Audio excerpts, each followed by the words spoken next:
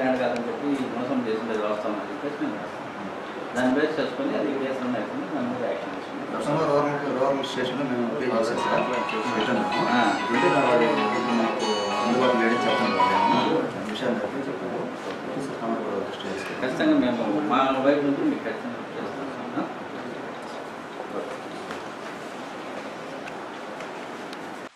పేరేం పేరు? పులదే పులదే మస్తానా? ఈ చేపలు ఎవరి ఈ కింద పోసుకున్నారు?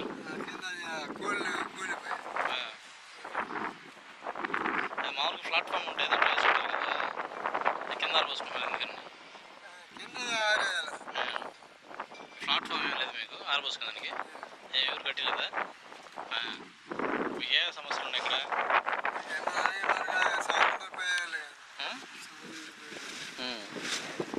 ఈ చేపలు ఆరబోసుకునేదానికి వాటికి ప్లాట్ఫామ్ అవసరం లేదా? అవసరం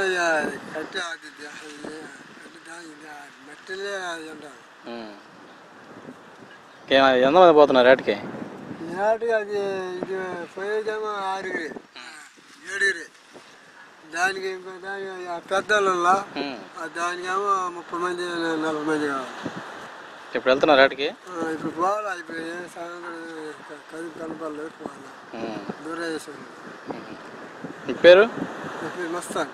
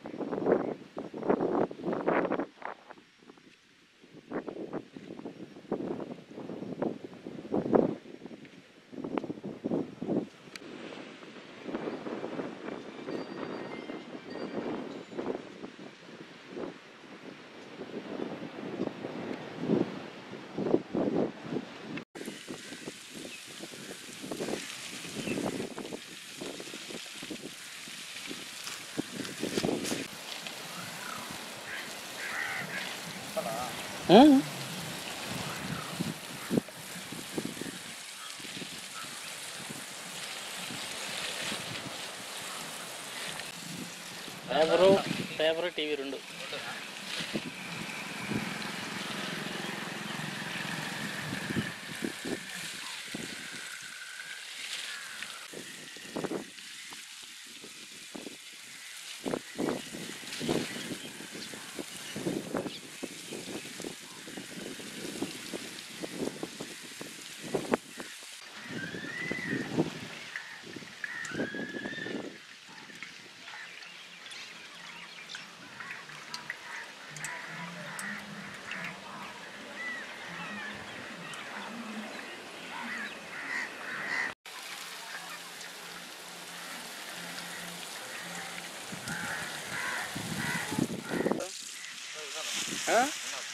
వినోదా?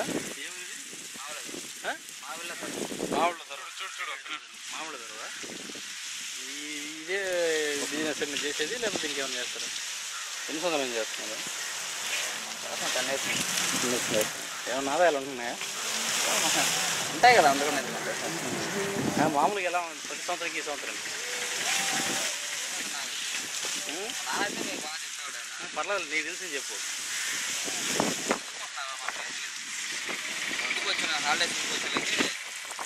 ఆదాయాలు బాగానే ఉంటాయా? సరే, ఇప్పుడు ఇక్కడ నుంచి తీసుకుంటే ఎక్కడ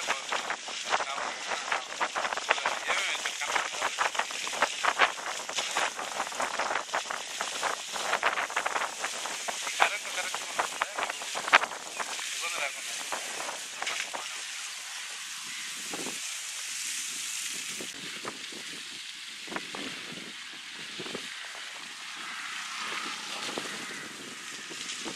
పీతల సుజాత గారు,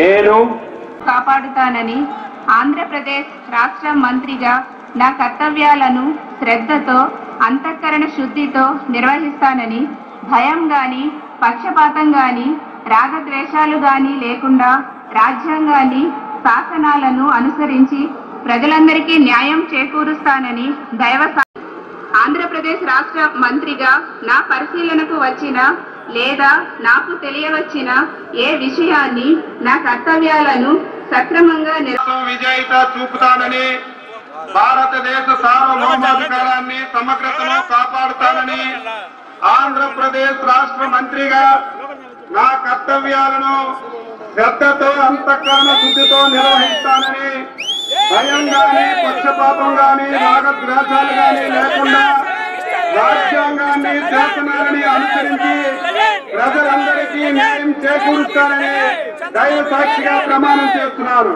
నేను కింజరా బచ్చెన్నాయుడనే నేను ఆంధ్రప్రదేశ్ రాష్ట్ర మంత్రిగా నా పరిశీలనకు వచ్చినా లేదా నాకు తెలియవచ్చిన ఏ విషయాన్ని నా కర్తవ్యాలను సక్రమంగా నిర్వహించేందుకు అవసరమైన మేరకు తప్ప ప్రత్యక్షంగా గాని పరోక్షంగా గాని ఏ వ్యక్తికి లేదా వ్యక్తులకు తెలియపరచనని లేదా వెల్లడించనని. సంవత్సరాల క్రితం సార్ కావలిలో 16 సంవత్సరాల ముస్లిం మహిళల మీద సామూహిక మానభంగం జరిగి అమ్మాయిని చంపి రైలు పట్టడం మీద పడేశారు సార్.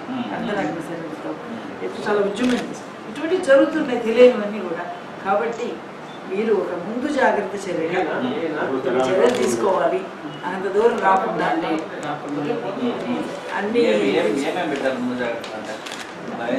ఒక అవగాహన కౌన్సిలింగ్ చేసేసారు అన్ని కాలేజెస్. ఇట్లా అబ్బాయిలు అమ్మాయిలు కూర్చోబెట్టి ఇలాంటి చట్టాలు ఉన్నాయి. లైంగిక వేధింపులు చేసినా, డ్యూటీజింగ్ చేసినా ఇలాంటి కఠినమైన చట్టం శిక్షించబడతారు అని చెప్పడం. జరగకుండా చేద్దాం అంటే దీన్ని డిఎస్పీ గారిని కూడా పిలిచి డిఎస్పీ గారు మనము వీలైతే మన జడ్జి గారిని కూడా పిలిచి కొన్ని కాలేజెస్లో పెట్టిస్తే మా ప్రజా సంఘాలు కలుపుకొని మిమ్మల్ని కూడా చేస్తే ఈ వీక్లో % సేవ్ అవుతున్నారు సార్ 1 మీటర్ వల్ల 2 సైడ్స్. కాబట్టి 10% సార్ ఒక కొద్దిగా పోయేది. 1 మీటర్ వల్ల 90% సేవ్ అవుతుంది. ఒక పక్క పర్వాలేదు సార్. యువతల పక్క వచ్చేటప్పుడు, ఉత్తరం పక్క వచ్చేటప్పటికి కంప్లీట్గా బిల్డింగ్ అనేది ఎత్తి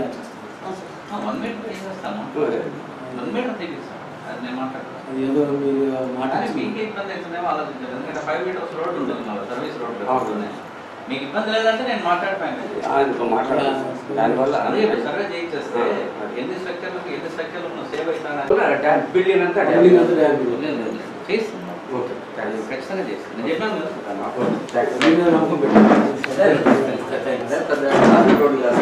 రాము రాము ఏం సమస్య అండి? ఇలా పెద్దపల్లి రోడ్లో వచ్చింది మాకు 12 మీటర్లు అటు 12 మీటర్లు ఇటు 12 మీటర్లు తెస్తున్నారు. దానివల్ల బిల్డింగ్స్ చాలా వరకు వెళ్ళిపోతూ ఉన్నాయి.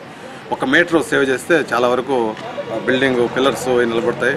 రోడ్డుకి రోడ్డు ఏమి ఇబ్బంది ఉండదు. 1 మీటర్ ఇస్తే చాలా కొరవదే. మేము పూర్తిగా ఎవరికి ఇబ్బంది లేదు.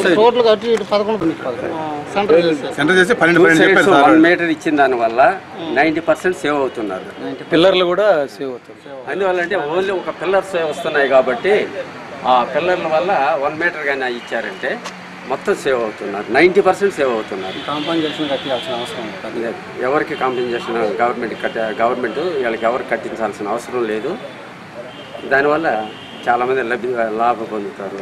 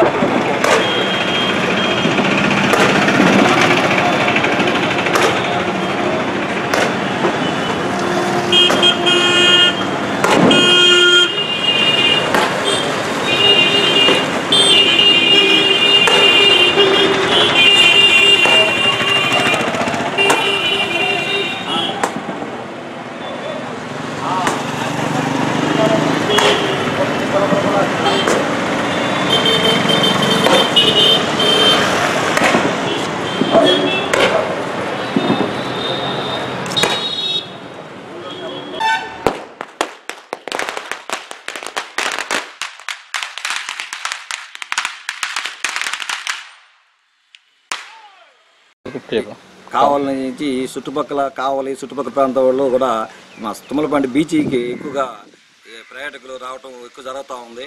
మాకు ఈ ఆటోలు ఈ బైకులు ఇప్పుడు ఎక్కువైపోయినాయి కాబట్టి కావలి నుండి మా బీచ్ కాడికి కూడా డబుల్ రోడ్డు కావాలని కూడా ఎప్పటి నుంచో మేము అధికారులు అడుగుతూ ఉన్నాము. అది కూడా మేము ఏదో ప్లాన్ చేస్తామని చెప్పున్నారు. అవన్నీ త్వరగా పూర్తి చేస్తే మేమెంతో వాళ్ళకి రుణపడి ఉంటామని కూడా కోరుకుంటున్నాం.